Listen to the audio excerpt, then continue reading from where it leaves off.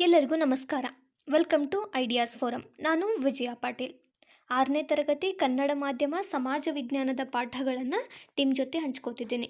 ಇವತ್ತು 6ನೇ ತರಗತಿಯ ಸಮಾಜ ವಿಜ್ಞಾನದ ಮೊದಲನೇ ಭಾಗದ ಕಡೆಯ ಪಾಠ 12 ಏಷ್ಯಾ ವೈಪರೀತ್ಯಗಳ ಖಂಡ ಅನ್ನುವಂತಹ ಪಾಠವನ್ನು ನಿಮ್ಮ ಜೊತೆ ಡಿಸ್ಕಸ್ ಮಾಡ್ತಿದ್ದೀನಿ. ನೀವಿನ್ನೂ ನಮ್ಮ ಐಡಿಯಾಸ್ ಫೋರಮ್ನ ಟೆಲಿಗ್ರಾಮ್ ಚಾನಲ್ಗೆ ಜಾಯಿನ್ ಆಗದೇ ಇದ್ದರೆ ಡಿಸ್ಕ್ರಿಪ್ಷನಲ್ಲಿ ನೀಡಿರುವಂತಹ ಲಿಂಕ್ಗೆ ಹೋಗಿ ಜಾಯಿನ್ ಆಗ್ಬೋದು. ಹೀಗೆ ಜಾಯಿನ್ ಆಗೋದರ ಮುಖಾಂತರ ನೀವು ಪಡ್ಕೊಳ್ಬಹುದಾದಂತಹ ಉಪಯೋಗಗಳು ಏನೇನೆಂದರೆ, ಪ್ರತಿನಿತ್ಯ 100ಕ್ಕಿಂತ ಹೆಚ್ಚು ಕ್ವಶನ್ಸ್ಗಳನ್ನು ಕ್ವಿಜ್ ರೂಪದಲ್ಲಿ ನಿಮಗೆ ನೀಡಲಾಗುತ್ತೆ.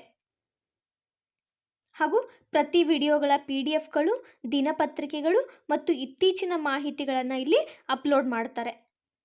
ಹಾಗೆ ನಿಮಗೇನಾದರೂ ಡೌಟ್ಸ್ಗಳಿದ್ದರೆ ಐಡಿಯಾಸ್ ಫೋರಮ್ನ ಅಧ್ಯಾಪಕರೊಂದಿಗೆ ಪ್ರಶ್ನೆಗಳನ್ನು ಕೇಳಿ ನಿಮ್ಮ ಪ್ರಶ್ನೆಗಳಿಗೆ ನೀವು ಉತ್ತರನ ಕಂಡುಕೋಬಹುದು. ಇನ್ನು ಐಡಿಯಾಸ್ ಫೋರಮ್ ಕೋರ್ಸ್ಗಳ ವಿವರ ಹೀಗಿವೆ. ಎಲ್ಲ NCERT ವಿಡಿಯೋಗಳು including geography, history, science, polity, economics from 6 to 12 ಎಲ್ಲ ಪಾಠಗಳನ್ನು ಇಲ್ಲಿ ಅಪ್ಲೋಡ್ ಮಾಡಲಾಗ್ತಿದೆ ಕನ್ನಡದಲ್ಲಿ. ಇನ್ನು Karnataka state syllabus DSCERT in all subjects ಎಲ್ಲ ಪಾಠಗಳನ್ನು ಕನ್ನಡ ಮಾಧ್ಯಮದಲ್ಲಿ ಈಗಾಗಲೇ ಅಪ್ಲೋಡ್ ಮಾಡ್ತಿದೆ. ಹಾಗೆ ಎಲ್ಲ ತಮಿಳುನಾಡು ರಾಜ್ಯದ ಪಠ್ಯಪುಸ್ತಕಗಳ ವಿಡಿಯೋಗಳು ಇನ್ಕ್ಲೂಡಿಂಗ್ ಆಲ್ ಸಬ್ಜೆಕ್ಟ್ಸ್ ಅಪ್ಲೋಡ್ ಮಾಡ್ತಿದ್ದಾರೆ. ಹಾಗೆ GK ಟ್ರಿಕ್ಸ್ ವಿಡಿಯೋಗಳು, 1000ಕ್ಕೂ ಅಧಿಕ ಪ್ರಶ್ನೆ ಪತ್ರಿಕೆಗಳ ಚರ್ಚೆ ನಡೆಸಿದಂತಹ ವಿಡಿಯೋಗಳು ಇಲ್ಲಿ ನಿಮಗೆ ಸಿಗ್ತವೆ.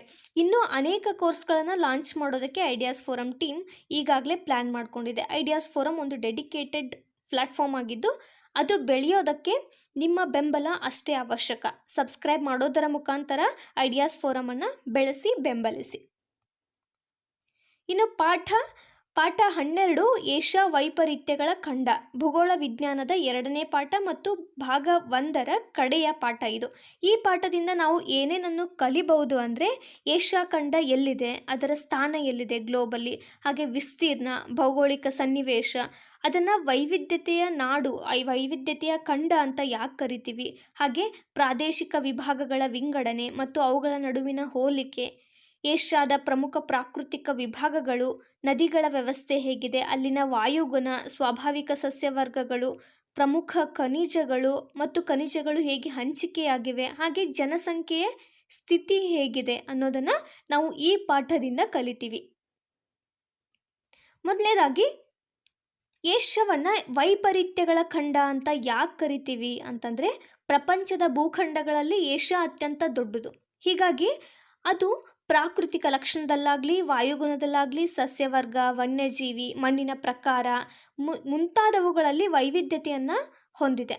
ಈ ಖಂಡದಲ್ಲಿ ಅತ್ಯಂತ ಎತ್ತರವಾದ ಪರ್ವತಗಳಿವೆ, ಪ್ರಸ್ಥಭೂಮಿಗಳಿವೆ, ಫಲವತ್ತಾದ ವಿಶಾಲ ಮೈದಾನ ಇದೆ, ಮರುಭೂಮಿ ಇದೆ, ನದಿ ವ್ಯವಸ್ಥೆಗಳು ಡಿಫ್ರೆಂಟ್ ಆಗಿವೆ, ಹಾಗೆ ಸರೋವರಗಳು ಇಲ್ಲಿ ಕಂಡುಬರ್ತವೆ. ಜೊತೆಗೆ ಎಲ್ಲ ಧರ್ಮೀಯರು, ವಿವಿಧ ಧರ್ಮ, ಭಾಷೆ, ಜನಸಂಖ್ಯೆಯ ಹಂಚಿಕೆಗಳಲ್ಲೂ ಇದು ವೈವಿಧ್ಯತೆಯನ್ನು ನಾವು ಏಷ್ಯಾದಲ್ಲಿ ಕಾಣಬಹುದು.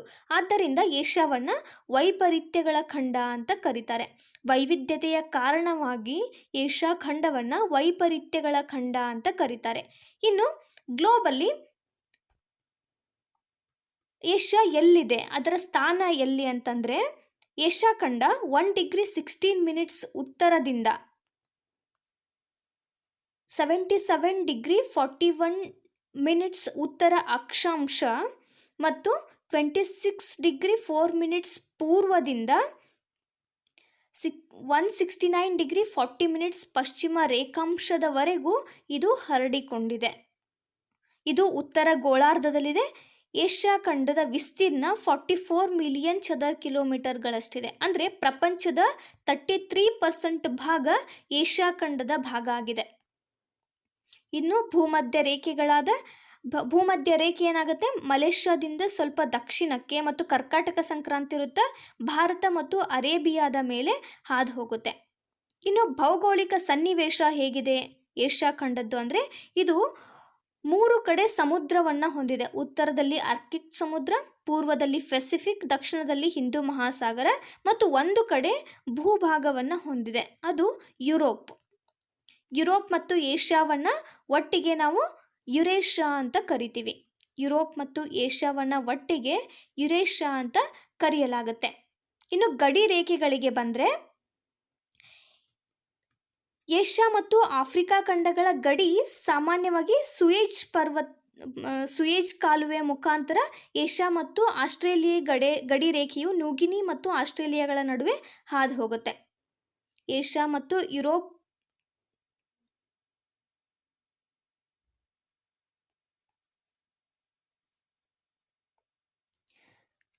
ಮತ್ತು ಯುರೋಪ್ ಖಂಡಗಳ ಗಡಿ ಸಾಂಪ್ರದಾಯಿಕವಾಗಿ ಕಾಲ್ಪನಿಕ ರೇಖೆ ಆಗಿರುತ್ತೆ. ಅದು ಅಂಕುಡೊಂಕಾಗಿದೆ ಮತ್ತು ಯೂರಲ್ ಪರ್ವತ, ಕ್ಯಾಸಿಯಸ್ ಸಮುದ್ರ, ಕಕಾಕಸ್ ಪರ್ವತ ಮತ್ತು ಕಪ್ಪು ಸಮುದ್ರಗಳ ಮಧ್ಯೆ ಇದು ಹಾದು ಹೋಗುತ್ತೆ. ಇದು ಈ ಸಮುದ್ರಗಳ ಮೇಲೆ ಹಾದು ಹೋಗುತ್ತೆ. ಇನ್ನು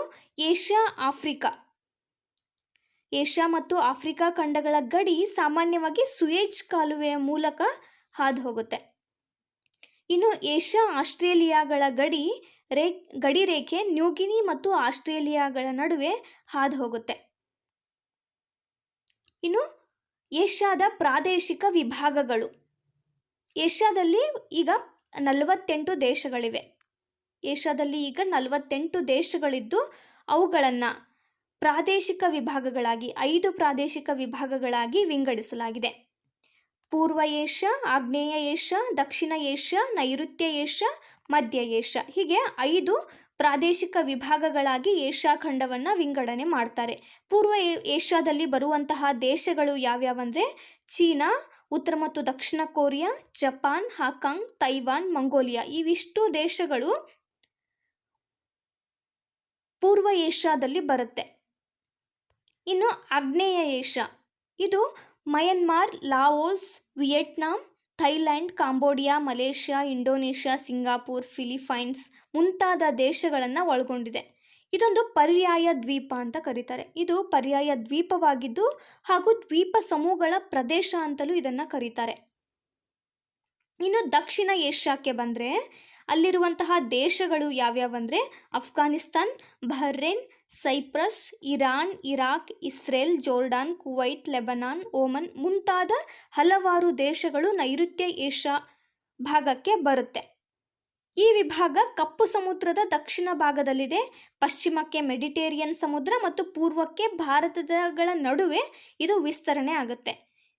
ಇದು ಬಹಳವಾಗಿ ಮರುಭೂಮಿ ಮತ್ತು ಅರೆ ಮರುಭೂಮಿಗಳಿಂದ ಆವರಿಸಿದೆ. ಇಲ್ಲಿ ಪೆಟ್ರೋಲಿಯಂ ಮತ್ತು ನೈಸರ್ಗಿಕ ಅನಿಲಗಳು ಹೆಚ್ಚಾಗಿ ಸಿಗುತ್ತೆ. ಇನ್ನು ಮಧ್ಯ ಏಷ್ಯಾಕ್ಕೆ ಬಂದರೆ ಮಧ್ಯ ಏಷ್ಯಾ ಪಶ್ಚಿಮ ಕ್ಯಾಸ್ಪಿಯನ್ ಸಮುದ್ರದಿಂದ ಪೂರ್ವದಲ್ಲಿ ಚೀನಾದವರೆಗೂ ಹಾಗೂ ಉತ್ತರದಲ್ಲಿ ಕಜಕಿಸ್ತಾನದಿಂದ ದಕ್ಷಿಣದಲ್ಲಿ ಇರಾನ್, ಅಫ್ಘಾನಿಸ್ತಾನ್ಗಳವರೆಗೂ ಇದು ಆವರಿಸ್ಕೊಂಡಿದೆ. ಇಲ್ಲಿ ಇರುವಂತಹ ದೇಶಗಳು ಯಾವ್ಯಾವಂದರೆ ಕಜಕಿಸ್ತಾನ್, ಕಿರ್ಗಿಸ್ತಾನ್, ತಜಿಕಿಸ್ತಾನ್, ಟರ್ಕೇನಿಸ್ತಾನ್ ಮತ್ತು ಉಜ್ಬೇಕಿಸ್ತಾನ್ ಹಾಗೂ ಸೈಬೀರಿಯಾ ಇವುಗಳನ್ನು ರಷ್ಯಾಗಳು ಅಂತಲೂ ಕರೀತಾರೆ. ಇವಿಷ್ಟು ಈ 5 ಏಷ್ಯಾದ ಪ್ರಾದೇಶಿಕ ವಿಭಾಗಗಳು. ಇನ್ನು ಏಷ್ಯಾದ ಪ್ರಾಕೃತಿಕ ಲಕ್ಷಣ ಅಂತ ಬಂದರೆ ಏಷ್ಯಾದ ಪ್ರಾಕೃತಿಕ ಲಕ್ಷಣಗಳಲ್ಲಿ ಎತ್ತರವಾದ ಪರ್ವತ ಸರಣಿಗಳು ಪ್ರಮುಖ ಭೂಸ್ವರೂಪಗಳಾಗಿ ಕಂಡುಬರ್ತವೆ. ಜೊತೆಗೆ ವಿವಿಧ ಪ್ರಸ್ಥಭೂಮಿ, ಮೆಕ್ಕಲು ಮಣ್ಣು ಮೈದಾನ ಮತ್ತು ದ್ವೀಪ ಸಮೂಹಗಳನ್ನು ಇದು ಒಳಗೊಂಡಿದೆ. ಆದ್ದರಿಂದ ಭೂರಚನೆ ಮತ್ತು ಮೇಲ್ಮೈ ಲಕ್ಷಣಗಳನ್ನು ಆಧಾರವಾಗಿಟ್ಕೊಂಡು ಏಷ್ಯಾ ಖಂಡವನ್ನು 5 ಪ್ರಮುಖ ಪ್ರಾಕೃತಿಕ ವಿಭಾಗಗಳನ್ನಾಗಿ ವಿಂಗಡಣೆ ಮಾಡಲಾಗಿದೆ. ಅವುಗಳು ವಾಯುವ್ಯ ತೆಗ್ಗು ಮೈದಾನಗಳು, ಕೇಂದ್ರದ ಎತ್ತರ ಭಾಗಗಳು, ದಕ್ಷಿಣ ಪ್ರಸ್ಥಭೂಮಿಗಳು, ನದಿಗಳ ಮಹಾ ಮೈದಾನಗಳು ಹಾಗೂ ದ್ವೀಪ ಸಮೂಹಗಳು ಹೀಗೆ 5 ಪ್ರಾಕೃತಿಕ ವಿಭಾಗಗಳನ್ನಾಗಿ ಮಾಡಲಾಗಿದೆ. ಮೊದಲನೇದು ವಾಯುವ್ಯ ತಗ್ಗು ಮೈದಾನಗಳು. ಈ ವಿಭಾಗ ಏಷ್ಯಾದ ಪ್ರಾಕೃತಿಕ ಲಕ್ಷಣಗಳಲ್ಲಿ ಹೆಚ್ಚು ಮಹತ್ವವನ್ನು ಹೊಂದುತ್ತೆ. ಬೇರಿಂಗ್ ಜಲಸಂಧಿಯಿಂದ ಹಿಡಿದು ಕ್ಯಾಸ್ಪಿಯನ್ ಸಮುದ್ರದವರೆಗೂ ಇದು ವಿಸ್ತರಣೆ ಆಗಿದೆ. ಕೇಂದ್ರದ ಎತ್ತರ ಭಾಗಗಳು ಮತ್ತು ಆರ್ಕ್ಟಿಕ್ ಸಾಗರದ ನಡುವೆ ಕಂಡುಬರುತ್ತೆ. ತ್ರಿಕೋನ ಆಕಾರದ ತಗ್ಗು ಮೈದಾನ, ಇದನ್ನು ಸೈಬೀರಿಯಾ ಮೈದಾನ ಅಂತಲೇ ಇದು ಪ್ರಸಿದ್ಧಿ ಹೊಂದಿದೆ. ಇದು ಉತ್ತರದ ಕಡೆಗೆ ಸಾಧಾರಣವಾಗಿ ಇಳಿಜಾರಿನಿಂದ ಕೂಡಿದ್ದಾಗಿದೆ ಹಾಗೂ ಇಲ್ಲಿ ಹರಿಯುವಂಥ ನದಿಗಳು ಯಾವ್ಯಾವಂದರೆ ಲೀನಾ, ಓಬ್, ಎನ್ಸಿ ನದಿಗಳು ಉತ್ತರದ ಕಡೆಗೆ ಹರಿದು ಆರ್ಕ್ಟಿಕ್ ಸಾಗರವನ್ನು ಸೇರುತ್ತೆ. ಇದಿಷ್ಟು ವಾಯುವ್ಯ ತೆಗ್ಗು ಮೈದಾನಗಳ ವಿವರ. ಇನ್ನು ಕೇಂದ್ರದ ಎತ್ತರ ಭಾಗಗಳಿಗೆ ಬಂದರೆ ಇದು ಏಷ್ಯಾದ 2ನೇ ಅತಿ ಪ್ರಮುಖ ಪ್ರಾಕೃತಿಕ ವಿಭಾಗ. ಮೊದಲನೇ ಪ್ರಮುಖ ವಿಭಾಗ ಅಂದರೆ ವಾಯುವ್ಯ ತಗ್ಗು ಮೈದಾನಗಳು. ಎರಡನೇದಾಗಿ ಕೇಂದ್ರದ ಎತ್ತರ ಭಾಗಗಳು. ವಾಯುವ್ಯ ತಗ್ಗು ಮೈದಾನಗಳ ದಕ್ಷಿಣ ಭಾಗದಲ್ಲಿ ಇವು ಕಂಡುಬರ್ತವೆ. ಮಧ್ಯ ಏಷ್ಯಾದಲ್ಲಿರುವ ಪರ್ವತ ಸರಣಿಗಳನ್ನು ಕೇಂದ್ರದ ಎತ್ತರ ಭಾಗಗಳು ಅಂತ ಕರೆಯಲಾಗುತ್ತೆ. ಮಧ್ಯ ಏಷ್ಯಾದಲ್ಲಿನ ಪರ್ವತ ಸರಣಿಗಳನ್ನು ಕೇಂದ್ರದ ಎತ್ತರ ಭಾಗಗಳು ಅಂತ ಕರೀತಾರೆ. ಇದು ಎಲ್ಲಿಂದ ಎಲ್ಲಿವರೆಗೂ ಹರಡಿಕೊಂಡಿದೆ ಅಂದರೆ ಏಷ್ಯಾ ಮೈನರ್ನಿಂದ ಹಿಡಿದು ಬೇರಿಂಗ್ ಜಲಸಂಧಿಯವರೆಗೂ ಇದರ ವಿಸ್ತರಣೆ ಇದೆ. ಇಲ್ಲಿ ಕಂಡುಬರುವಂತಹ ಮಡಿಕೆ ಪರ್ವತಗಳು ಪ್ರಸಿದ್ಧಿ ಹೊಂದಿವೆ. ಇವು ಪಾಮೀರ್ ಗ್ರಂಥಿಯಿಂದ ಉತ್ಪತ್ತಿ ಆಗಿರುವಂಥವು ಮತ್ತು ಪ್ರಪಂಚದ ಎತ್ತರವಾದ ಪರ್ವತಗಳನ್ನು ಈ ಸಾಲುಗಳು ಹೊಂದಿವೆ. ಇಂಪಾರ್ಟೆಂಟ್ಲಿ ಮೌಂಟ್ ಎವರೆಸ್ಟ್ ಕೂಡ ಒಂದು ಮಡಿಕೆ ಪರ್ವತ ಆಗಿದ್ದು ಅದು ಪಾಮೀರ್ ಗ್ರಂಥಿಯಿಂದ ಉತ್ಪತ್ತಿ ಆಗಿದೆ. ಇದೆಲ್ಲ ಕೇಂದ್ರದ ಎತ್ತರ ಭಾಗಗಳ ವಿವರ. ಇನ್ನು ದಕ್ಷಿಣ ಪ್ರಸ್ಥಭೂಮಿ. ದಕ್ಷಿಣ ಪ್ರಸ್ಥಭೂಮಿ ಅಂತಂದರೆ ಇವು ಕಠಿಣ ಮತ್ತು ಸ್ಫಟಿಕ ಶಿಲೆಗಳಿಂದ ರಚನೆಗೊಂಡಂತಹ ಪುರಾತನ ಭೂಮಿ ಅಂತ ಕರೀತಾರೆ. ಕಠಿಣ ಮತ್ತು ಸ್ಫಟಿಕ ಶಿಲೆಗಳಿಂದ ನಿರ್ಮಾಣಗೊಂಡಂಥ ಪುರಾತನ ಭೂಮಿ ದಕ್ಷಿಣ ಪ್ರಸ್ಥಭೂಮಿಗಳು. ಇವುಗಳಲ್ಲಿ ಪ್ರಮುಖವಾಗಿ ಅರೇಬಿಯಾ, ಇದು ಶುಷ್ಕ ಪ್ರದೇಶ. ದಕ್ಕನ್ ಪ್ರಸ್ಥಭೂಮಿ, ಇದು ಹೆಚ್ಚು ಭಾಗವನ್ನು ದಕ್ಕನ್ ಪ್ರಸ್ಥಭೂಮಿಯೇ ಆವರಿಸ್ಕೊಂಡಿದೆ. ಇನ್ನು ಚೀನಾದಲ್ಲಿ ಯನ್ನಾನ್ ಪ್ರಸ್ಥಭೂಮಿ ಇದೆ. ಮುಂದುವರೆದು ಮಯನ್ಮಾರ್ನಲ್ಲಿ ಶಾನ್ ಪ್ರಸ್ಥಭೂಮಿಯನ್ನು ನಾವು ಕಾಣಬಹುದು. ಇನ್ನು ನಾಲ್ಕನೇದು ನದಿಗಳ ಮಹಾಮೈದಾನಗಳು. ಹಿಂದೂ ಮಹಾಸಾಗರ ಮತ್ತು ಪೆಸಿಫಿಕ್ ಸಾಗರಗಳಿಗೆ ಸೇರುವಂಥ ಏಷ್ಯಾದ ನದಿಗಳ ಮೈದಾನಗಳನ್ನು ನದಿಗಳ ಮಹಾಮೈದಾನಗಳು ಅಂತ ಕರೀತಾರೆ. ಹಿಂದೂ ಮಹಾಸಾಗರ ಅಥವಾ ಪೆಸಿಫಿಕ್ ಸಾಗರಗಳಿಗೆ ಸೇರುವಂತಹ ಏಷ್ಯಾದ ನದಿಗಳ ಮೈದಾನಗಳನ್ನು ನದಿಗಳ ಮಹಾಮೈದಾನಗಳು ಅಂತ ವಿಂಗಡಣೆ ಮಾಡಲಾಗಿದೆ. ನಮಗೆಲ್ಲ ಗೊತ್ತು, ನದಿಗಳ ದಡದಲ್ಲಿ ಫಲವತ್ತಾದ ಮೆಕ್ಕಲು ಮಣ್ಣಿನಿಂದ ಕೂಡಿದಂತಹ ಮೈದಾನ ಇರುತ್ತೆ.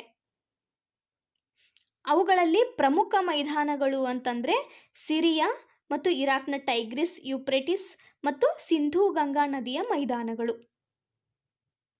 ಇನ್ನು ದ್ವೀಪ ಸಮೂಹಕ್ಕೆ ಬಂದರೆ ಏಷ್ಯಾ ಖಂಡದ ಆಗ್ನೇಯ ಮತ್ತು ಪೆಸಿಫಿಕ್ ತೀರಗಳಲ್ಲಿ ಅನೇಕ ದ್ವೀಪಗಳನ್ನು ಕಾಣ್ತೀವಿ. ಅವು ಉತ್ತರದಲ್ಲಿ ಕಮಚಟ್ಕಾದಿಂದ ದಕ್ಷಿಣದಲ್ಲಿ ಫಿಲಿಪೈನ್ಸ್ ಮತ್ತು ಬೋರ್ನಿಯೋವರೆಗೂ ಮಾಲೆಯಂತೆ ಹಬ್ಕೊಂಡಿವೆ. ಅವು 5 ಸಮುದ್ರಗಳಿಂದ ಆವರಿಸ್ಕೊಂಡಿವೆ. ಉದಾಹರಣೆಗೆ ಓಕೊಟಾಸ್ಕಾ ಸಮುದ್ರ, ಜಪಾನ್ ಸಮುದ್ರ, ಹಳದಿ ಸಮುದ್ರ, ಪೂರ್ವ ಚೀನಾ ಸಮುದ್ರ ಮತ್ತು ದಕ್ಷಿಣ ಚೀನಾ ಸಮುದ್ರ. ಹೀಗೆ 5 ಸಮುದ್ರಗಳಿಂದ ದ್ವೀಪ ಸಮೂಹ ಆವರಿಸ್ಕೊಂಡಿದೆ. ಇದೆಲ್ಲ ಪ್ರಾಕೃತಿಕ ಲಕ್ಷಣಗಳನ್ನು ಆಧರಿಸಿ ಏಷ್ಯಾದ ಪ್ರಮುಖ ವಿಭಾಗಗಳನ್ನು ಇಲ್ಲಿ ವಿಂಗಡಣೆ ಮಾಡಲಾಗಿದೆ. ಅವು ವಾಯುವ್ಯ ತಗ್ಗು ಮೈದಾನಗಳು, ಕೇಂದ್ರದ ಎತ್ತರ ಭಾಗಗಳು, ದಕ್ಷಿಣ ಪ್ರಸ್ಥಭೂಮಿಗಳು, ನದಿಗಳ ಮಹಾಮೈದಾನಗಳು ಮತ್ತು ದ್ವೀಪ ಸಮೂಹ. ಇನ್ನು ಪ್ರಮುಖ ನದಿಗಳು ಮತ್ತು ವ್ಯವಸಾಯ. ಏಷ್ಯಾ ಖಂಡದ ಪ್ರಮುಖ ನದಿಗಳು ಮತ್ತು ವ್ಯವಸಾಯಕ್ಕೆ ಬಂದರೆ ಇಲ್ಲಿ ಯಾವ ನದಿಗಳು ಯಾವ ಸಮುದ್ರಕ್ಕೆ ಸೇರುತ್ತವೆ ಅನ್ನೋದರ ಆಧಾರದ ಮೇಲೆ ಇಲ್ಲಿ ನದಿಗಳನ್ನು ವಿಂಗಡಣೆ ಮಾಡಲಾಗಿದೆ. ಮೊದಲನೇದು ಹಿಂದೂ ಮಹಾಸಾಗರಕ್ಕೆ ಸೇರುವಂತಹ ನದಿಗಳು ಯಾವ್ಯಾವಂದರೆ ಸಿರಿಯಾ ಮತ್ತು ಇರಾಕ್ನ ಟೈಗ್ರಿಸ್ ಮತ್ತು ಯುಪ್ರೆಟಿಸ್, ಪಾಕಿಸ್ತಾನ ಮತ್ತು ಭಾರತದ ಸಿಂಧೂ ಗಂಗಾ ಬ್ರಹ್ಮಪುತ್ರ. ಇವು ದಕ್ಷಿಣಕ್ಕೆ ಹರಿದು ಇವು ಹಿಂದೂ ಮಹಾಸಾಗರವನ್ನು ಸೇರುತ್ತೆ. ಮತ್ತು ಬಂಗಾಳ ಕೊಲ್ಲಿ ಸೇರುವಂತಹ ನದಿಗಳು ಸಿಟ್ಯಾಂಗ್, ಸಾಲ್ವಿನ್, ಇರ್ವಾಡಿ. ಈ ನದಿಗಳು ಬಂಗಾಳ ಕೊಲ್ಲಿಯನ್ನು ಸೇರುತ್ತೆ. ಇನ್ನು ಪೆಸಿಫಿಕ್ ಸಾಗರವನ್ನು ಸೇರುವಂತಹ ನದಿಗಳು ಯಾವ್ಯಾವಂದರೆ ರಷ್ಯಾದ ಅಮೂರ್, ಚೀನಾದ ಹ್ಯಾಂಗ್ವೋ, ಚಿಯಾಂಗ್ ಆ್ಯಂಡ್ ಸಿಕಿಯಾಂಗ್, ಇಂಡೋನೇಷ್ಯಾದ ಮಿನಾಮ್ ಆ್ಯಂಡ್ ಮಿಕಾಂಗ್ ನದಿಗಳು ಪೆಸಿಫಿಕ್ ಸಾಗರವನ್ನು ಸೇರುತ್ತೆ. ಆರ್ಕ್ಟಿಕ್ ಸಮುದ್ರ ಸೇರುವಂತಹ ನದಿಗಳು ಓಬ್, ಎನ್ಸಿ ಮತ್ತು ಲೀನಾ. ಇನ್ನು ಒಳನಾಡಿನ ನದಿಗಳು ಯಾವ್ಯಾವಂತಂದರೆ ಓಲ್ಗಾ, ಯೂರಲ್, ಸಿರ್ದರಿಯಾ, ಓಲ್ಗಾ ಮತ್ತು ಯೂರಲ್ ಕ್ಯಾಸ್ಪಿಯನ್ ಸಮುದ್ರವನ್ನು ಸೇರಿದ್ರೆ ಸಿರ್ದರಿಯಾ ಅರಲ್ ಸಮುದ್ರವನ್ನು ಸೇರುತ್ತೆ. ಇವು ಒಳನಾಡಿನ ನದಿಗಳು ಅಂತ ಕರೆಯಲ್ಪಡುತ್ತೆ. ಇನ್ನು ಏಷ್ಯಾದಲ್ಲಿ ವ್ಯವಸಾಯ ಹೇಗೆ ಅಂತಂದರೆ ಇಲ್ಲಿ ವಿವಿಧ ವ್ಯವಸಾಯವನ್ನು ಮಾಡಲಾಗುತ್ತೆ. ಇದು ವ್ಯವಸಾಯ ಅನ್ನೋದು ಏಷ್ಯಾದ ಪ್ರಮುಖ ವೃತ್ತಿಯಾಗಿದೆ. 3/4 ಭಾಗ ಇಲ್ಲಿ ವ್ಯವಸಾಯವನ್ನೇ ಅವಲಂಬಿಸಿದೆ.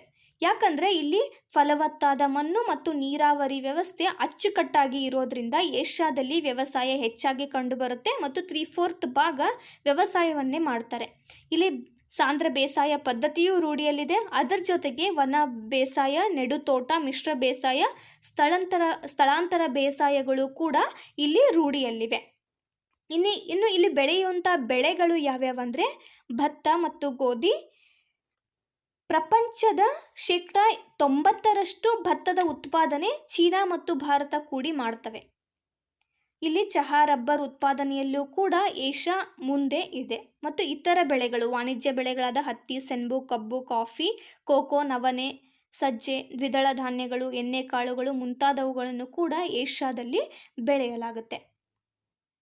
ಇನ್ನು ಏಷ್ಯಾ ಖಂಡದ ವಾಯುಗುಣ ಮತ್ತು ಸ್ವಾಭಾವಿಕ ಸಸ್ಯವರ್ಗಕ್ಕೆ ಬಂದರೆ, ಏಷ್ಯಾ ಖಂಡದ ವಾಯುಗುಣ ಹೇಗಿದೆ ಅಂತಂದರೆ,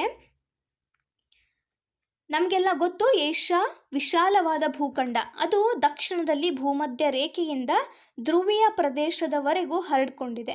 ಪರಿಣಾಮವಾಗಿ ಖಂಡದ ವಿವಿಧ ಪ್ರದೇಶಗಳಲ್ಲಿ ವಿವಿಧ ವಾತಾವರಣವನ್ನು ನಾವು ಕಾಣ್ತೀವಿ. ಏಷ್ಯಾದಲ್ಲಿ ಕೆಲವು ಭಾಗಗಳಲ್ಲಿ ಪ್ರಪಂಚದಲ್ಲಿಯೇ ಅತ್ಯಂತ ಶೀತವಾದ ಪರಿಸ್ಥಿತಿಯನ್ನು ಹೊಂದಿದ್ರೆ, ಕೆಲವು ಭಾಗಗಳು ಅತಿ ಉಷ್ಣತೆಯನ್ನು ಹೊಂದಿರ್ತವೆ. ಹಾಗೆಯೇ ಅತಿ ಶುಷ್ಕ ಮತ್ತು ಅಧಿಕ ಮಳೆ ಬೀಳುವಂತಹ ಸ್ಥಳಗಳು ಕೂಡ ಏಷ್ಯಾ ಖಂಡದಲ್ಲಿ ಕಂಡುಬರುತ್ತೆ. ಹೀಗೆ ಏಷ್ಯಾದ ವಿವಿಧ ವಾಯುಗುಣದ ಸ್ಥಿತಿಗೆ ಹಲವು ಅಂಶಗಳು ಕಾರಣ ಆಗ್ತವೆ. ಫಾರ್ ಎಕ್ಸಾಂಪಲ್, ಅದರ ವಿಸ್ತೀರ್ಣ, ಅಕ್ಷಾಂಶಗಳ ವಿಸ್ತರಣೆ, ಪ್ರಾಕೃತಿಕ ಲಕ್ಷಣ, ಮನ್ಸೂನ್ ಮಾರುತ, ಇಂತಹ ಇತ್ಯಾದಿ ಅಂಶಗಳು ಏಷ್ಯಾ ಖಂಡದ ವಿವಿಧ ವಾತಾವರಣದ ಸ್ಥಿತಿಗೆ ಕಾರಣ ಆಗ್ತವೆ. ಉಷ್ಣಾಂಶಕ್ಕೆ ಬಂದರೆ, ಸಹಜವಾಗಿ ಸ್ಥಳದಿಂದ ಸ್ಥಳಕ್ಕೆ ಇಲ್ಲಿ ಉಷ್ಣಾಂಶ ಬೇರೆ ಬೇರೆ ಆಗಿರುತ್ತೆ, ವ್ಯತ್ಯಾಸ ಆಗುತ್ತೆ. ಜನವರಿ ತಿಂಗಳಲ್ಲಿ ಏಷ್ಯಾ ದಕ್ಷಿಣ ದೇಶಗಳಿಗಿಂತ ಉತ್ತರ ದೇಶಗಳಲ್ಲಿ ಶೀತ ಹೆಚ್ಚಾಗಿರುತ್ತೆ. ಸೈಬೀರಿಯಾದಲ್ಲಿರುವ ವರ್ಕೋಯಾನ್ಸ್ಕ್ ಅತ್ಯಂತ ಶೀತವಾದ ಸ್ಥಳ ಅಂತ ಗುರುತಿಸಲ್ಪಡುತ್ತೆ. ಹಾಗೆ ಮಧ್ಯ ಏಷ್ಯಾದ ಎತ್ತರವುಳ್ಳ ಪರ್ವತ ಮತ್ತು ಪ್ರಸ್ಥಭೂಮಿ ಭಾಗಗಳನ್ನು ಹೊರತುಪಡಿಸಿ ಏಷ್ಯಾದ ಬಹಳಷ್ಟು ಭಾಗಗಳಲ್ಲಿ ಶಾಖ ಹೆಚ್ಚಾಗಿರುತ್ತೆ. ಕೆಲವು ಭಾಗಗಳಲ್ಲಿ 40 ಡಿಗ್ರಿ ಸೆಲ್ಸಿಯಸ್ ವರೆಗೂ ಉಷ್ಣಾಂಶ ಹೆಚ್ಚಾಗಿರುತ್ತೆ. ಇನ್ನು ಇಲ್ಲಿ ಮಳೆಯ ಹಂಚಿಕೆ ಹೇಗಿದೆ ಅಂತಂದರೆ, ನೈಋತ್ಯ ಮನ್ಸೂನ್ ಮಾರುತಗಳಿಂದ ಬೇಸಿಗೆಯಲ್ಲಿ ಹೆಚ್ಚು ಮಳೆ ಬೀಳುತ್ತೆ. ಬಟ್ ಇದು ಮಧ್ಯ ಏಷ್ಯಾಕ್ಕೆ ಈ ಮಾರುತಗಳು ತಲುಪೋದಿಲ್ಲ. ಆದ್ದರಿಂದ ಪಶ್ಚಿಮ ಏಷ್ಯಾ ದೇಶಗಳು ಚಳಿಗಾಲದ ಪಶ್ಚಿಮ ಮಾರುತಗಳಿಂದ ಮಳೆಯನ್ನು ಪಡ್ಕೋತವೆ. ನೈಋತ್ಯ ಮನ್ಸೂನ್ ಮಾರುತಗಳಿಂದ ಬೇಸಿಗೆಯಲ್ಲಿ ಹೆಚ್ಚು ಮಳೆಯಾದರೂ ಕೂಡ ಮಧ್ಯ ಏಷ್ಯಾದ ಕಡೆಗೆ ಈ ಮಾರುತಗಳು ಬೀಸೋದಿಲ್ಲ. ಆದ್ದರಿಂದ ಪಶ್ಚಿಮ ಏಷ್ಯಾ ದೇಶಗಳು ಚಳಿಗಾಲದ ಪಶ್ಚಿಮ ಮಾರುತಗಳಿಂದ ಮಳೆಯನ್ನು ಪಡ್ಕೋತವೆ. ಹಾಗೆ ಚೀನಾದ ಪೂರ್ವ ಭಾಗ, ಫಿಲಿಪೈನ್ಸ್, ಮಲೇಷ್ಯಾ ಇವು ಉಷ್ಣವಲಯದ ಆವರ್ತ ಮಾರುತಗಳಿಂದ ಮಳೆಯನ್ನು ಪಡ್ಕೋತವೆ. ಇನ್ನು ಚಳಿಗಾಲ ಅಕ್ಟೋಬರ್ನಿಂದ ಶುರುವಾಗಿ ಮಾರ್ಚ್ಗೆ ಮುಗಿಯುತ್ತೆ. ಬೇಸಿಗೆಗಾಲ ಏಪ್ರಿಲ್ನಿಂದ ಶುರುವಾಗಿ ಸೆಪ್ಟೆಂಬರ್ವರೆಗೂ ಇರುತ್ತೆ. ಇದು ವಾಯುಗುಣ, ಏಷ್ಯಾ ಖಂಡದ ವಾಯುಗುಣ. ಇನ್ನು ಸ್ವಾಭಾವಿಕ ಸಸ್ಯವರ್ಗಕ್ಕೆ ಬಂದರೆ, ಸಸ್ಯವರ್ಗವನ್ನು 7 ವಿಧಗಳಾಗಿ ಇಲ್ಲಿ ವಿಂಗಡಣೆ ಮಾಡ್ತಾರೆ. ಏಷ್ಯಾ ಖಂಡದ 7 ಸಸ್ಯವರ್ಗಗಳು ಯಾವ್ಯಾವಂದರೆ, ಟಂಡ್ರಾ ಸಸ್ಯವರ್ಗ, ಶಂಕುವಿನಾಕಾರದ ಮರಗಳ ಅರಣ್ಯ, ಸಮಶೀತೋಷ್ಣ ವಲಯದ ಹುಲ್ಲುಗಾವಲು, ಮರುಭೂಮಿ ಸಸ್ಯವರ್ಗ, ಮನ್ಸೂನ್ ಅರಣ್ಯಗಳು, ಸಮಭಾಜಕ ವೃತ್ತ ಪ್ರದೇಶದ ಅರಣ್ಯಗಳು, ಮೆಡಿಟೇರಿಯನ್ ಸಸ್ಯವರ್ಗ. ಹೀಗೆ 7 ವಿಭಾಗಗಳಾಗಿ ಸಸ್ಯವರ್ಗವನ್ನು ವಿಂಗಡಣೆ ಮಾಡ್ತಾರೆ. ಟಂಡ್ರಾ ಸಸ್ಯವರ್ಗ ಅಂದರೆ ಏನು? ಈ ಸಸ್ಯವರ್ಗ ಆರ್ಕ್ಟಿಕ್ ಕರಾವಳಿಯ ಉದ್ದಕ್ಕೂ ಕಿರಿದಾದ ಭಾಗಗಳಲ್ಲಿ ಕಂಡುಬರುತ್ತವೆ. ಇವು ನೀರ್ಗಲ್ಲು ಮತ್ತು ಹಿಮದಿಂದ ಆವೃತವಾಗಿರೋದ್ರಿಂದ ಸಸ್ಯದ ಬೆಳವಣಿಗೆ ಚಿಕ್ಕದಾಗಿರುತ್ತೆ. ಆದ್ದರಿಂದ ಪಾಚಿ ಮತ್ತು ಶಿಲಾವಸ್ಕಗಳಿಗೆ ಮಾತ್ರ ಟಂಡ್ರಾ ಸಸ್ಯವರ್ಗ ಸೀಮಿತ ಆಗಿದೆ. ಇನ್ನು ಶಂಕುವಿನಾಕಾರದ ಮರಗಳ ಅರಣ್ಯ, ಇದನ್ನು ಕೋನಿಫೆರಸ್ ಅಂತಲೂ ಕರೀತಾರೆ. ಶಂಕುವಿನಾಕಾರ ಅಂತಂದರೆ ಕೋನಿಫೆರಸ್, ಇದನ್ನು ಟೈಗಾ ಅರಣ್ಯ ಅಂತಲೂ ಕರೀತಾರೆ. ಶಂಕುವಿನಾಕಾರದ ಮರಗಳ ಅರಣ್ಯವನ್ನು ಟೈಗಾ ಅರಣ್ಯ ಅಂತಲೂ ಕರೀತಾರೆ. ಇಲ್ಲಿ ಬೆಳೆಯುವಂಥ ಮರಗಳು ಯಾವ್ಯಾವಂದರೆ ಫರ್, ಸ್ಪೂಸ್, ಲಾರ್ಚ್, ಫೈನ್ ಅನ್ನುವಂತಹ ಮರಗಳು ಇವು ಮೃದು ತಿರುಳನ್ನು ಹೊಂದಿರ್ತವೆ. ಇನ್ನು ಸಮಶೀತೋಷ್ಣ ವಲಯದ ಹುಲ್ಲುಗಾವಲು ಇವುಗಳನ್ನು ಸ್ಟೆಪ್ಪಿಸ್ ಅಂತಲೂ ಕರೀತಾರೆ. ಇದು ಹುಲ್ಲು ಪ್ರದೇಶ. ಇಲ್ಲಿ ಕಡಿಮೆ ಎತ್ತರವುಳ್ಳ ಹುಲ್ಲು ಬೆಳೆಯುತ್ತೆ. ಯಾಕಂದರೆ ಇಲ್ಲಿ ಕಡಿಮೆ ಮಳೆಯಿಂದಾಗಿ ಕಡಿಮೆ ಎತ್ತರವುಳ್ಳ ಹುಲ್ಲು ಬೆಳೆಯುತ್ತೆ.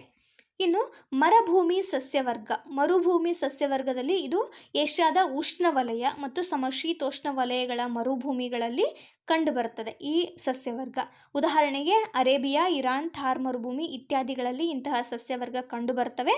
ಇಲ್ಲಿ ಬೆಳೆಯುವಂತಹ ಬೆಳೆ ಅಂತಂದರೆ ಒಯಸಿಸ್ಗಳ ಬಳಿ ಖರ್ಜೂರ ಮತ್ತು ತಾಳಿ ಜಾತಿಯ ಮರ ಬೆಳೆಯುತ್ತೆ.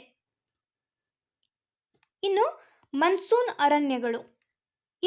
ಇಲ್ಲಿ ಹೆಚ್ಚು ಶಾಖ ಮತ್ತು ಮಳೆ ಬೀಳುತ್ತೆ. ಆದ್ದರಿಂದ ಇಲ್ಲಿ ಕಾಡುಗಳು ಜಾಸ್ತಿ ಇವೆ. ತೇಗ, ಸೆಲೆ, ಆಲ, ಬಿದಿರು, ಶ್ರೀಗಂಧ ಹಾಗೂ ಇನ್ನೂ ಹಲವಾರು ಗಟ್ಟಿ ಮರಗಳು ಇಲ್ಲಿ ಬೆಳೆಯುತ್ತವೆ. ಇಲ್ಲಿಯ ಮರಗಳು ಬಹಳ ಗಟ್ಟಿಯಾಗಿರ್ತವೆ. ಇಲ್ಲಿ ದಟ್ಟವಾದ ಕಾಡುಗಳನ್ನು ಕೂಡ ಕಾಣಬಹುದು. ಇವು ಶರತ್ಕಾಲದಲ್ಲಿ ತಮ್ಮ ಎಲೆಗಳನ್ನು ಉದುರಿಸ್ತವೆ. ಇಲ್ಲಿ ಬೆಳೆಯುವಂಥ ಮರಗಳು ತೇಗ, ಸೆಲೆ, ಆಲ, ಬಿದಿರು, ಶ್ರೀಗಂಧ ಇಂತಹ ಗಟ್ಟಿ ಮರಗಳು ಇಲ್ಲಿ ಬೆಳೆಯುತ್ತೆ. ಇನ್ನು ಸಮಭಾಜಕ ವೃತ್ತ ಪ್ರದೇಶದ ಅರಣ್ಯಗಳು ಪೂರ್ವ ಇಂಡೀಸ್ ಮತ್ತು ಮನ್ಸೂನ್ ಪ್ರದೇಶಗಳಲ್ಲಿ ಇವು ಕಂಡುಬರ್ತವೆ. ಇಲ್ಲಿ ಬೆಳೆಯುವಂಥ ಮರಗಳು ಯಾವ್ಯಾವಂದರೆ ಮಹಾಗನಿ, ಎಬೋನಿ, ರಬ್ಬರ್, ಬಿದಿರು, ಬೀಟೆ ಇಂತಹ ಮರಗಳು ಸಮಭಾಜಕ ವೃತ್ತ ಪ್ರದೇಶದ ಅರಣ್ಯಗಳಲ್ಲಿ ಕಂಡುಬರ್ತವೆ. ಇನ್ನು ಮೆಡಿಟೇರಿಯನ್ ಸಸ್ಯವರ್ಗ. ಇದು ಏಷ್ಯಾದ ನೈಋತ್ಯ ಭಾಗ. ಇಲ್ಲಿ ಬೆಳೆಯುವಂತಹ ಮರಗಳು ಯಾವ್ಯಾವಂದರೆ ಆಲಿವ್, ಫಿಗ್, ಓಕ್ ಅಂತ ಕಡಿಮೆ ಎತ್ತರವುಳ್ಳ ಮರಗಳು ಇಲ್ಲಿ ಬೆಳೆಯುತ್ತೆ. ಇವೆಲ್ಲ ಏಷ್ಯಾ ಖಂಡದ ಸ್ವಾಭಾವಿಕ ಸಸ್ಯವರ್ಗ. ಇನ್ನು ಇಲ್ಲಿ ಕಂಡುಬರುವಂತಹ ಖನಿಜಗಳು ಯಾವ್ಯಾವಂದರೆ ಇಲ್ಲಿ ಪ್ರಮುಖವಾಗಿ ಕಬ್ಬಿಣದ ಅದಿರು ಕಂಡುಬರುತ್ತೆ. ಪ್ರಪಂಚದ 30% ಕಬ್ಬಿಣದ ಅದಿರು ಏಷ್ಯಾ ಖಂಡದಲ್ಲಿ ಕಂಡುಬರುತ್ತೆ. ಪ್ರಪಂಚದ 30% ಕಬ್ಬಿಣ ಏನಾಗುತ್ತೆ ಏಷ್ಯಾದಲ್ಲಿ ಕಂಡುಬರುತ್ತೆ. ಚೀನಾ ಅಧಿಕ ಪ್ರಮಾಣದ ಕಬ್ಬಿಣವನ್ನು ಉತ್ಪಾದನೆ ಮಾಡುತ್ತೆ. ಅಧಿಕ ಪ್ರಮಾಣದಲ್ಲಿ ಕಬ್ಬಿಣವನ್ನು ಉತ್ಪಾದಿಸುವ ದೇಶ ಚೀನಾ. ಇನ್ನು Indonesia, Turkey, Bharat, Malaysia, China ದೇಶಗಳಲ್ಲೂ ಕೂಡ ಕಬ್ಬಿಣ ಕಂಡುಬರುತ್ತೆ. ಇನ್ನು ಮ್ಯಾಂಗನೀಸ್ ಇದು ಪ್ರಮುಖ ಮಿಶ್ರಲೋಹ. ಇದು ಮಿಶ್ರಲೋಹ ಖನಿಜ. ಉತ್ತಮ ಉಕ್ಕು ತಯಾರಿಕೆಗೆ ಇದನ್ನು ಉಪಯೋಗ ಮಾಡ್ತಾರೆ. ಏಷ್ಯಾ ಅಧಿಕ ಪ್ರಮಾಣದ ಮ್ಯಾಂಗನೀಸ್ ನಿಕ್ಷೇಪವನ್ನು ಹೊಂದಿದೆ. ಚೀನಾ ಮ್ಯಾಂಗನೀಸ್ ಉತ್ಪಾದನೆಯಲ್ಲಿ ಮುಂದೆ ಇದೆ. ಇನ್ನು ಇನ್ನೊಂದು ಅದಿರು ಇಲ್ಲಿ ಕಂಡುಬರುವಂಥದ್ದು ಬಾಕ್ಸೈಟ್. ಇದು ಅಲ್ಯೂಮಿನಿಯಂ ತಯಾರಿಕೆಗೆ ಉಪಯುಕ್ತವಾದ ಕಬ್ಬಿಣೇತರ ಲೋಹ ಆಗಿದೆ. ಇದು ಹೆಚ್ಚು ಕಂಡುಬರೋದು ದಕ್ಷಿಣ ಕೇಂದ್ರ ಸೈಬೀರಿಯಾ ಮತ್ತು ಕಜಕಿಸ್ತಾನದಲ್ಲಿ ಇದು ಹೆಚ್ಚಾಗಿ ಕಂಡುಬರುತ್ತೆ. ಇನ್ನು ಕಲ್ಲಿದ್ದಲು ಇದು ಪಳಿಯುಳಿಕೆ ಇಂಧನ ಖನಿಜ. ಒಂದು ಪ್ರಮುಖ ಶಕ್ತಿಯ ಮೂಲ ಆಗಿದೆ. ಏಷ್ಯಾದಲ್ಲಿ ಅಪಾರವಾದ ಕಲ್ಲಿದ್ದಲು ದೊರೆಯುತ್ತೆ. ಹೆಚ್ಚಿನ ಕಲ್ಲಿದ್ದಲು ನಿಕ್ಷೇಪ ಕಂಡುಬರೋದು ಚೀನಾ, ಭಾರತ, ಇಂಡೋನೇಷ್ಯಾ, ಸೈಬೀರಿಯಾ ಮತ್ತು ಮಧ್ಯ ಏಷ್ಯಾಗಳಲ್ಲಿ ಹೆಚ್ಚಾಗಿ ಕಲ್ಲಿದ್ದಲು ನಿಕ್ಷೇಪ ಕಂಡುಬರುತ್ತೆ. ಪ್ರಪಂಚದಲ್ಲಿ ಅತಿ ಹೆಚ್ಚು ಕಲ್ಲಿದ್ದಲು ನಿಕ್ಷೇಪ ಮತ್ತು ಉತ್ಪಾದನೆಯಲ್ಲಿಯೂ ಕೂಡ ಚೀನಾ ದೇಶ ಮೊದಲನೇ ಸ್ಥಾನವನ್ನು ಪಡ್ಕೊಳ್ಳುತ್ತೆ. 2ನೇ ಸ್ಥಾನವನ್ನು ಭಾರತ ದೇಶ ಪಡ್ಕೊಳ್ಳುತ್ತೆ. ಇನ್ನೊಂದು ಪೆಟ್ರೋಲಿಯಂ. ಇದೊಂದು ತೈಲ ಇಂಧನ. ಪೆಟ್ರೋಲಿಯಂ ಅನ್ನೋದು ತೈಲ ಇಂಧನ. ಇದು ಹೆಚ್ಚಾಗಿ ನೈಋತ್ಯ ಏಷ್ಯಾ ದೇಶಗಳಾದಂತಹ ಇರಾಕ್, ಕುವೈತ್, ಸೌದಿ ಅರೇಬಿಯಾಗಳಲ್ಲಿ ಕಂಡುಬರುತ್ತೆ. ನೈಋತ್ಯ ಏಷ್ಯಾ ದೇಶಗಳು ಪ್ರಪಂಚದ 25% ಭಾಗದಷ್ಟು ಪೆಟ್ರೋಲನ್ನು ಉತ್ಪಾದನೆ ಮಾಡುತ್ತೆ. ನೈಋತ್ಯ ಏಷ್ಯಾ ದೇಶಗಳೇನು ಮಾಡುತ್ತೆ ಪ್ರಪಂಚದ 25% ಭಾಗದಷ್ಟು ಪೆಟ್ರೋಲನ್ನು ಉತ್ಪಾದನೆ ಮಾಡುತ್ತೆ. ಸೌದಿ ಅರೇಬಿಯಾ ಪ್ರಪಂಚದಲ್ಲಿ ಅತಿ ಹೆಚ್ಚು ಪೆಟ್ರೋಲಿಯಮನ್ನು ಉತ್ಪಾದಿಸೋ ದೇಶ ಆಗಿದೆ. ಸೌದಿ ಅರೇಬಿಯಾ ಪ್ರಪಂಚದಲ್ಲಿ ಅತಿ ಹೆಚ್ಚು ಪೆಟ್ರೋಲಿಯಮನ್ನು ಉತ್ಪಾದನೆ ಮಾಡುತ್ತೆ. ಇನ್ನು ಏಷ್ಯಾ ಖಂಡದ ಪ್ರಮುಖ ಕೈಗಾರಿಕಾ ಪ್ರದೇಶಗಳು. ಕೈಗಾರಿಕಾ ಪ್ರದೇಶಗಳು ಅಂತ ಅಂದರೆ ಏನು ಅಂದರೆ ಪ್ರಮುಖ ಕೈಗಾರಿಕೆ ಮತ್ತು ಕೈಗಾರಿಕಾ ಚಟುವಟಿಕೆಗಳನ್ನು ಹೊಂದಿದಂಥ ಪ್ರದೇಶಕ್ಕೆ ಕೈಗಾರಿಕಾ ಪ್ರದೇಶ ಅಂತ ಕರೀತಾರೆ. ಹೀಗೆ ಏಷ್ಯಾದ ಪ್ರಮುಖ ಕೈಗಾರಿಕಾ ಪ್ರದೇಶಗಳು ಯಾವ್ಯಾವಂದರೆ ಜಪಾನ್, ಚೀನಾ ಮತ್ತು ಭಾರತದಲ್ಲಿ ವಿವಿಧ ಪ್ರದೇಶಗಳಲ್ಲಿ ನಾವು ಕೈಗಾರಿಕೆಗಳನ್ನು ಕಾಣಬಹುದು. ಜಪಾನ್ನಲ್ಲಿ ಕಿಹಿನ್, ಟೋಕಿಯೋ, ಕವಾಸಾಕಿ ಮುಂತಾದ ಕೈಗಾರಿಕಾ ಪ್ರದೇಶಗಳಿವೆ. ಹಾಗೆ ಚೀನಾದಲ್ಲಿ ಮಂಚೂರಿಯಾ, ಬೀಜಿಂಗ್, ವುಹಾನ್ ಮುಂತಾದವು. ಭಾರತದಲ್ಲಿಯೂ ಕೂಡ ಕಲ್ಕತ್ತಾ, ಪುಣೆ, ಛೋಟಾನಾಗ್ಪುರ್, ಮದುರೈ, ಕೊಲ್ಲಂಗಳಲ್ಲಿ ಪ್ರಸಿದ್ಧ ಕೈಗಾರಿಕಾ ಪ್ರದೇಶಗಳನ್ನು ನಾವು ಕಾಣ್ತೀವಿ. ಇನ್ನು ಏಷ್ಯಾದ ಜನಸಂಖ್ಯೆಗೆ ಬಂದರೆ ಆಲ್ರೆಡಿ ಸುಮಾರು 4.2 ಬಿಲಿಯನ್ ಜನಸಂಖ್ಯೆಯನ್ನು ಏಷ್ಯಾ ಖಂಡ ಹೊಂದಿದೆ. ಅಂದರೆ 60% ಆಫ್ ವರ್ಲ್ಡ್ ಪಾಪ್ಯುಲೇಷನ್, ಅಧಿಕ ಜನಸಂಖ್ಯೆಯನ್ನು ಹೊಂದಿದಂತಹ ಖಂಡ ಏಷ್ಯಾ ಖಂಡ. 1950ರಲ್ಲಿ ಇದರ ಮೊತ್ತ ಎಷ್ಟಿತ್ತು ಅಂದರೆ 1.4 ಬಿಲಿಯನ್ ಇತ್ತು.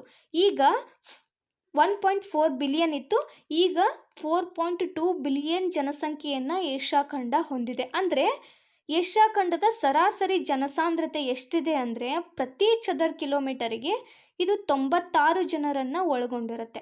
ಪ್ರತಿ ಚದರ ಕಿಲೋಮೀಟರ್ಗೆ 96 ಜನರನ್ನು ಹೊಂದಿರುತ್ತೆ. ಏಷ್ಯಾ ಖಂಡದ ಜನಸಂಖ್ಯೆ 4.2 ಬಿಲಿಯನ್ ಹಾಗೂ ಇದು 60% ಪ್ರಪಂಚದ ಜನಸಂಖ್ಯೆಯನ್ನು ಹೊಂದಿದೆ. ಏಷ್ಯಾ ಖಂಡದ ಸರಾಸರಿ ಜನಸಾಂದ್ರತೆ ಎಷ್ಟಿದೆ ಅಂದರೆ ಪ್ರತಿ ಚದರ ಕಿಲೋಮೀಟರ್ಗೆ 96 ಜನ ಇದರ ಸರಾಸರಿ ಜನಸಾಂದ್ರತೆ. ಈ ಪಾಠದಿಂದ ನಾವು ವಿವಿಧ ವಿಷಯಗಳನ್ನು ಕಲಿತ್ವಿ. ಏಷ್ಯಾ ಖಂಡ ಯಾಕೆ ವೈವಿಧ್ಯತೆಯನ್ನು ಹೊಂದಿದೆ, ಏಷ್ಯಾ ಖಂಡದ ಪ್ರಾದೇಶಿಕ ವಿಭಾಗಗಳು, ವಿವಿಧ ಸಸ್ಯವರ್ಗಗಳು, ನದಿಗಳ ವ್ಯವಸ್ಥೆ, ವಾಯುಗುಣ, ಅರಣ್ಯಗಳು, ಪ್ರಮುಖ ಖನಿಜಗಳು, ಕೈಗಾರಿಕಾ ಪ್ರದೇಶಗಳು ಮತ್ತು ಏಷ್ಯಾ ಖಂಡದ ಜನಸಂಖ್ಯೆ, ಹೀಗೆ ವಿವಿಧ ವಿಚಾರಗಳನ್ನು ನಾವು ಈ ಪಾಠದಿಂದ ಕಲಿತ್ವಿ. ನಿಮಗೆ ಈ ವಿಡಿಯೋ ಅರ್ಥ ಆಗಿದ್ದರೆ ಈ ಪ್ರಶ್ನೆಗಳಿಗೆ ನೀವು ಉತ್ತರ ನೀಡಿ. ಸೈಬೀರಿಯಾ ಮೈದಾನ ಯಾವ ಪ್ರಾಕೃತಿಕ ವಿಭಾಗಕ್ಕೆ ಸೇರಿದ್ದು? ವಾಯುವ್ಯ ತಗ್ಗು ಮೈದಾನಗಳು, ಕೇಂದ್ರದ ಎತ್ತರ ಭಾಗಗಳು, ನದಿಗಳ ಮಹಾಮೈದಾನಗಳು, ದಕ್ಷಿಣ ಪ್ರಸ್ಥಭೂಮಿ. ಈ 4 ಆಪ್ಷನ್ಸ್ಗಳಲ್ಲಿ ಒಂದು ಆಪ್ಷನ್ ಸರಿಯಾಗಿರುತ್ತೆ, ಉತ್ತರಿಸಿ. ಹಾಗೆ ಈ ಕೆಳಗಿನ ಯಾವ ನದಿ ಹಿಂದೂ ಮಹಾಸಾಗರಕ್ಕೆ ಸೇರುತ್ತೆ? ಈ ಪಾಠದಿಂದ ನಾವು ಕಲಿತ್ವಿ ನದಿಗಳ ವಿಂಗಡಣೆಯನ್ನು ಕಲಿತ್ವಿ. ಅಂದರೆ ಯಾವ ನದಿಗಳು ಯಾವ ಸಮುದ್ರವನ್ನು ಸೇರುತ್ತವೆ ಅನ್ನೋ ಆಧಾರದ ಮೇಲೆ ಇಲ್ಲಿ ನದಿಗಳನ್ನು ವಿಂಗಡಣೆ ಮಾಡಿದ್ರು. ಹೀಗೆ ಇಲ್ಲಿ ಕೆಳಗೆ ಕೊಟ್ಟಿರುವಂತಹ 4 ಆಪ್ಷನ್ಸ್ಗಳಲ್ಲಿ ಯಾವ ನದಿ ಹಿಂದೂ ಮಹಾಸಾಗರಕ್ಕೆ ಸೇರುತ್ತೆ ಅನ್ನೋದನ್ನು ನೀವು ಉತ್ತರಿಸಬೇಕಾಗತ್ತೆ. ಸಿಕಿಯಾಂಗ್, ಓಬ್, ಗಂಗಾ, ಅಮೂರ್, ಈ 4 ನದಿಗಳಲ್ಲಿ ಯಾವ ನದಿ ಹಿಂದೂ ಮಹಾಸಾಗರಕ್ಕೆ ಸೇರುತ್ತೆ ಅನ್ನೋದನ್ನು ನೀವು ಉತ್ತರಿಸಬೇಕು. ಇನ್ನು ಟೈಗಾ ಅರಣ್ಯ ಎಂದು ಕರೆಯಲ್ಪಡುವ ಅರಣ್ಯ ಪ್ರದೇಶ ಯಾವುದು? ಈ ಕೆಳಗಿನ ಯಾವ ಅರಣ್ಯ ಪ್ರದೇಶವನ್ನು ಟೈಗಾ ಅರಣ್ಯ ಪ್ರದೇಶ ಅಂತಲೂ ಕರೀತಾರೆ ಅನ್ನೋದನ್ನು ನೀವು ಉತ್ತರಿಸಬೇಕಾಗುತ್ತೆ. ಸ್ಟೆಪಿಸ್, ಶಂಕುವಿನಾಕಾರದ ಮರದ ಅರಣ್ಯಗಳು, ಟಂಡ್ರಾ ಸಸ್ಯವರ್ಗ, ಸಮಭಾಜಕ ವೃತ್ತ ಪ್ರದೇಶದ ಅರಣ್ಯಗಳು. ಈ 4 ಆಪ್ಷನ್ಸ್ಗಳಲ್ಲಿ ಒಂದು ಆಪ್ಷನ್ ಸರಿಯಾಗಿರುತ್ತೆ. ಕಮೆಂಟ್ ಬಾಕ್ಸ್ನಲ್ಲಿ ಉತ್ತರಿಸಿ. ಈ ವಿಡಿಯೋ ನಿಮಗೆ ಇಷ್ಟ ಆಗಿದ್ರೆ ಪ್ಲೀಸ್ ಲೈಕ್ ಮಾಡಿ, ನಿಮ್ಮ ಫ್ರೆಂಡ್ಸ್ಗಳಿಗೆ ಶೇರ್ ಮಾಡಿ, ಹಾಗೆ ಸಬ್ಸ್ಕ್ರೈಬ್ ಮಾಡೋದನ್ನು ಮರಿಬೇಡಿ. Thank you.